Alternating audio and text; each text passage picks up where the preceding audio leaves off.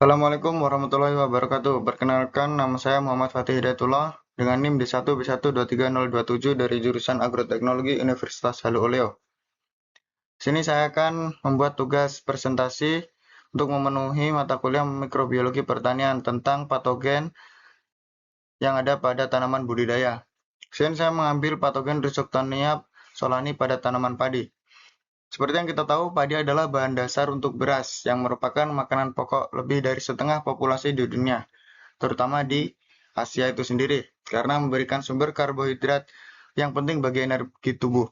Namun, ada patogen yang dapat mengurangi produktivitas tanaman padi itu sendiri atau kualitasnya, seperti Rhizoctonia solani, yang dapat mengurangi hasil pertanian dan berdampak negatif juga untuk ketahanan pangan dan ekonomi petani.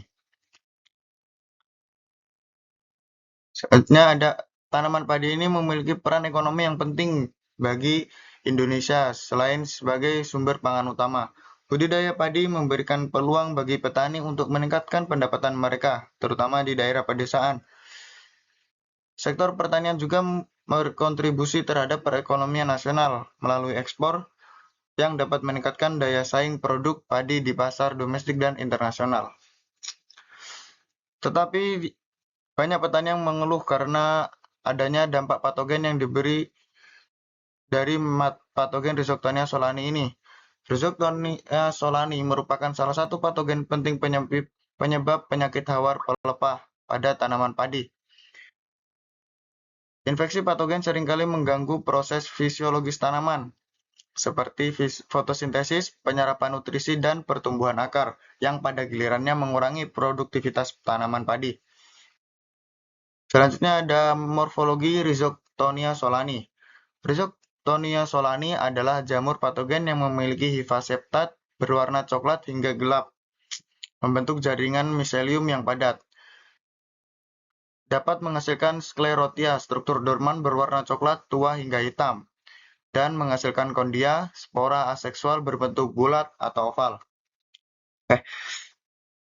Untuk pengendalian Rhizoctonia solani ini kita harus mengenal dulu atau mengetahui siklus hidupnya dan gejala Rhizoctonia solani.